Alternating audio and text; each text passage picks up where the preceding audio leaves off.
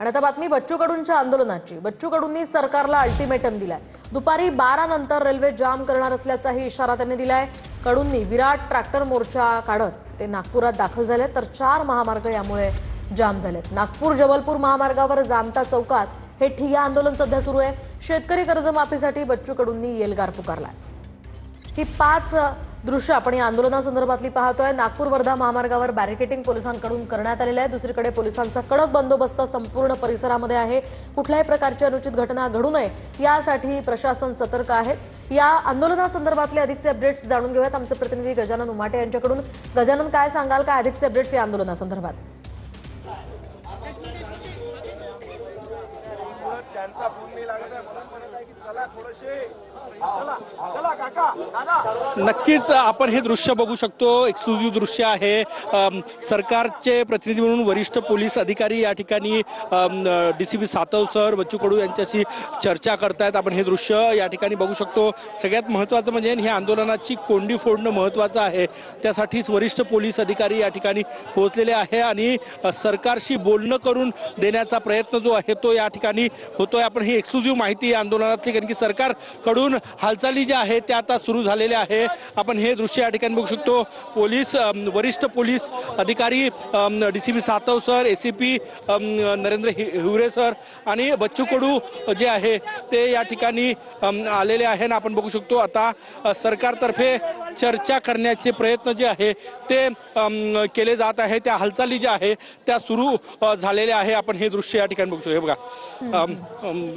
हे दृश्य या ठिकाणचे, कारण की आंदोलनाच्या परिसरामध्ये परिसरामध्ये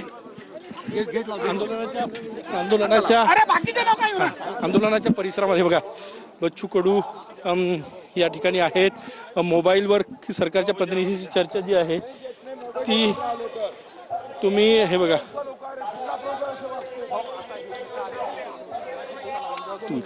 लाईव्ह हे बघा, बच्चू कडू या ठिकाणी आहे आणि सरकारचे प्रतिनिधी जे आहे ते या ठिकाणी बघा, हे दृश्य या ठिकाणी बघू शकतो। डीसीपी हिवरे सर, नक्की हे दृश्य आपण बघू शकतो। सरकारचे प्रतिनिधी म्हणून या ठिकाणी पोहोचलेले आहे आणि बच्चू कडू यांच्याशी फोनवरून संपर्क जो आहे तो बच्चू भाऊ इकडे बघून फोनवर जो संपर्क जो आहे तो या ठिकाणी केला जातोय। रेंजचा इश्यू जो आहे तो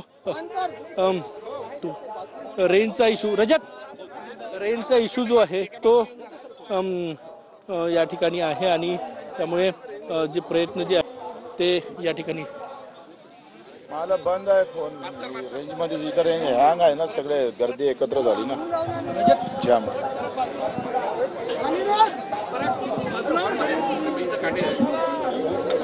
तुम्ही सांगा, वेळेवर कोणी यायला तयार नव्हतंय। आम्ही जर कालच्या मोर्चात हजर राहिलो नसतो तर हे तर सगळं पांगलं असतं ना आमचं। बैठक आता हे आंदोलन सोडून आम्ही तिकडे कसं मुंबईला येऊ शकतो? नागपूरला ठीक आहे, नागपूरला लावा, नागपूरला मंत्रालय आहे। नका तुम्हाला इकडे बाकीच्यांच्या ठिकाणी तुम्हाला जाता येतं।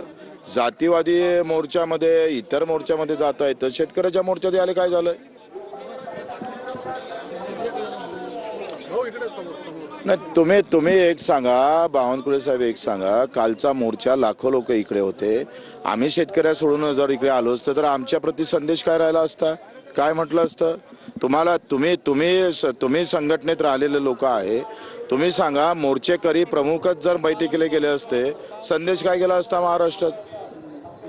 प्रतिनिधी स्वतः यायला तयार नव्हते, त्यांची तयारी नव्हती का तुम्ही या तरच आम्ही येतो? प्रतिनिधी स्वतः यायला तयार नव्हते। प्रतिनिधी तुम्ही म्हटलं होते का तुम्ही आल्याशिवाय बैठक करण्यात काही हरकत नाही, आणि ते मान्य आहे, ते मान्य आहे। तुम्ही, माझं काय म्हणणं आहे का, अजून मी सीएम साहेबाला मेसेज केला होता, त्यांनी ओके केला का आम्ही हे बी तुम्हाला पाठवलेले आहे, बी वर चर्चा होईल आणि हे तुम्हाला पूर्ण करायचं आहे। काही ठिकाणी तर पत्रकच काढायचं आहे, अर्ध्या मागणीवर फक्त परिपत्रक काढायचं आहे। बैठक झाली, मुख्यमंत्र्याकडे बैठक झाली, मागा 7व्या महिन्यात बैठक झाली, तुमच्याकडे बैठक झाली, काहीच झालं नाही। 2 बैठकी झाल्या नाही का बावनकुळे साहेब? कुठं निर्णय झाले सांगा बरं? अपंगाचे 1000 रुपये वाढवले तुम्ही, 6,000ची मागणी होती, किमान अर्धे तर करायला पाहिजे होते. तुम्ही आम्ही बैठक आम्ही मुंबईला नाही येऊ शकत. हे आंदोलन सोडून मुंबईला कसं येऊ? विमानानं आले 2 घंटे, तिकून आले 2 घंटे, बैठकीले 2 घंटे, पुरा दिवस जाईल. आणि उद्या आंदोलन हातात नाही राहिलं तर काय करायचं आम्ही?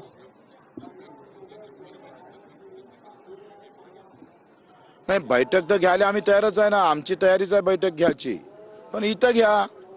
नागपूरला घ्यायला काय झालं? आम्ही तिथं येऊ नागपूरला. हे 1 घंटे जाण्या येण्याचं 2-3 घंटे वाचन आमचे. उद्या शेतकऱ्यांना काही केलं, काही प्रॉब्लेम झाले, तिकडे वार्ता आली का अटक झाली, हे झाली, निघू शकले नाही, काही झालं नाही, उद्या वातावरणाचा फरक आला तर मग काय करायचं आम्ही? तुम्ही सांगा बरं. मग आमचा गैरसमज असा आहे का तुम्ही आमचं आंदोलनच मोडीत काढता बैठकीच्या नावानं? असा गैरसमज होतो ना. मग लोकांचा कार्यकर्ते असेच म्हणतो ना.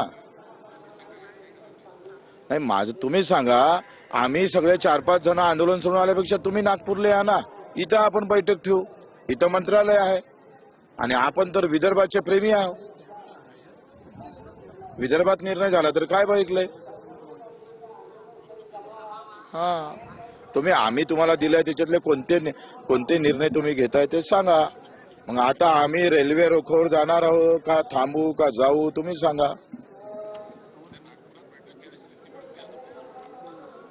बर, ठीक आहे. कुणाचा फोन